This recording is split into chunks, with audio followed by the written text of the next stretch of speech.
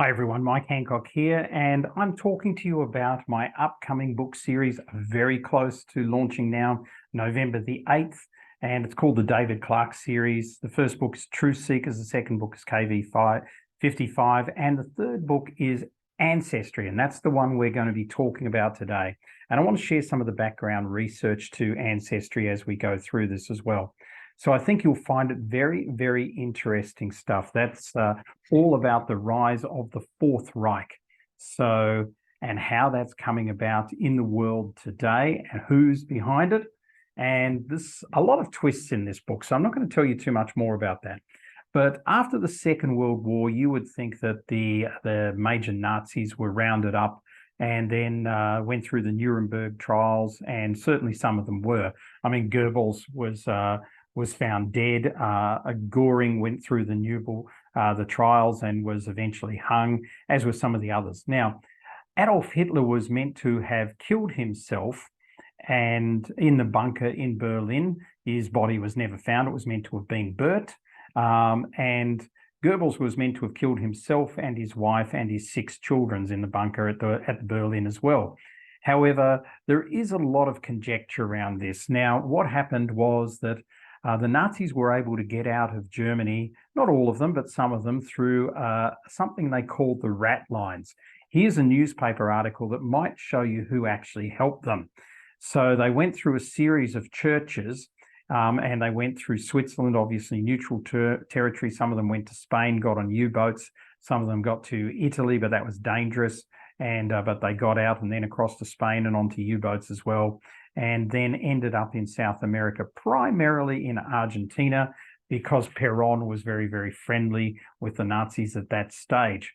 Now, you wonder how that they could change their identity to get out. Well, I'm going to show you in the next picture. This is Adolf Eichmann's passport. Now, he was one of the top 10 senior Nazis on the planet, and this is what they call a Red Cross passport. So it's issued under a false name by the Red Cross in conjunction with the Vatican, and that's how they could travel safely to their point of exit and get on U-boats that haven't even been found these days, and got to places like South America, which is primarily where they went.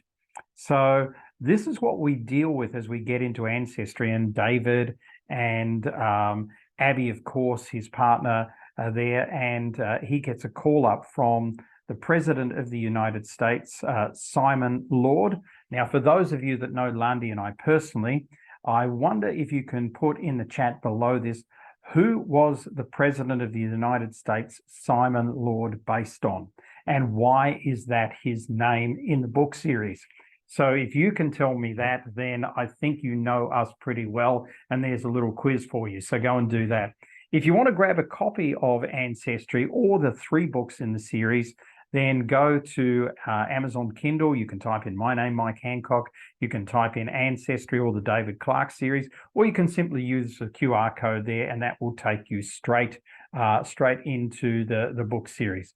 Now, I wanted to share with you that this is our wonderful guide there, Diego with Lundy and me, in front of the Hitler House in just outside of Bariloche, about an hour and a half, maybe 2.5 hours outside of Bariloche in Argentina. Now, you are not allowed to go here. You cannot get dispensation. No, this is not a mocked up photo, because I have some more photos coming. But I can tell you that through working with Diego, who's incredibly connected there, and his name's mentioned in the back of the book, you can find out a lot about the Nazis. You can get to meet people in the town in Bariloche who are very old, who said that they saw Hitler in the town as young children in the very early 1950s. Definitely there's stuff on YouTube that you can find where Mossad agents have gone in and actually captured Nazis in the town of Bariloche. So that's on YouTube, so you can find that. And it's definite that some of the very, very senior Nazis, Joseph Mengele being the main one that I know of personally, because I showed you his house in a photo that I took last time on the last one of these videos that I did. But we were able to get to the Hitler House. Now, do we believe, after being there and digging around it, that Hitler was there? Well, let me tell you, there's a lot of great reasons why it was built for Adolf Hitler. Number one, and this is a shot I took through the windows of the main lounge room. Number one is that the architect who did this built prominent houses for Germans in the area. And if Diego were here, he'd be very quick to tell you that German settlers were in the area in Patagonia from very early on in the 20th century. It's not like a bunch of Nazis ran there after the war.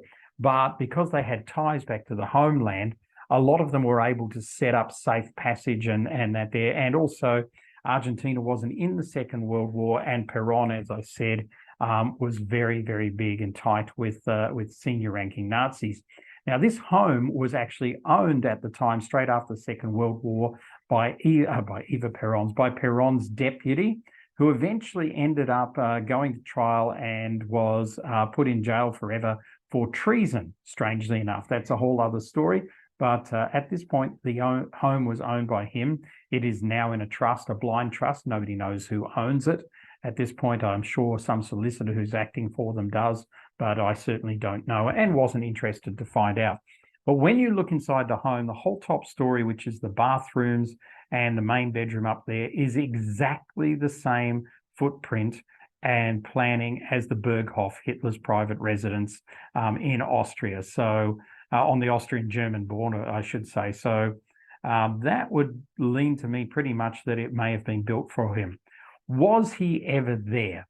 So from my perspective, I'm not sure that I would say that he was ever there. I think that Lundy and I came to the decision that he may have passed through here, but decided it was too risky to stay. And we believe he ended up in Paraguay. Well, I believe that he ended up in Paraguay. And it was also obvious that he wasn't well at the time. And in the book, I talk about his shaking from what was probably MS or some similar disease, or just stress. And he was definitely on hardcore drugs, cocaine. But certainly we had great discussions with Diego about this. Now, at the front of the house, you may wonder, you've seen the back, you've seen inside, what's at the front? Well, there's a massive lake, and the only way you can get there is by boat.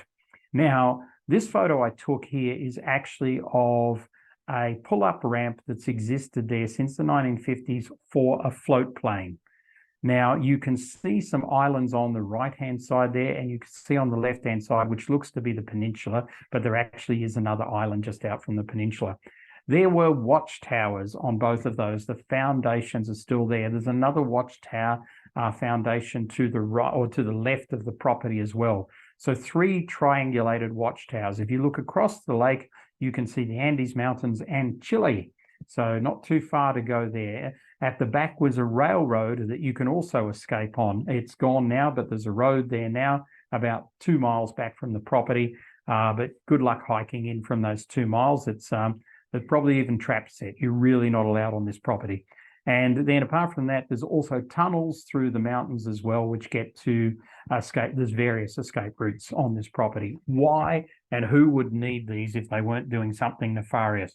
We came to the conclusion ourselves that this has been used by many people with criminal activities over the time, and maybe even other Nazis, but Hitler probably passed through there on his journey of trying to escape from Germany after the Second World War. You'll find a lot of information online if you really want to dig into this, but the story in Ancestry really does share some of this as well as background to this. Well, of course, as you know, I said this in the last video, then the Nazis moved from there to Namibia, just outside Swakopmund, Brandenburg West mine area, and that's where they're planning, and that's where they have a big underground system that becomes the final for the book Ancestry. If you want to go and get yourself a copy, this book has a significant twist in the end.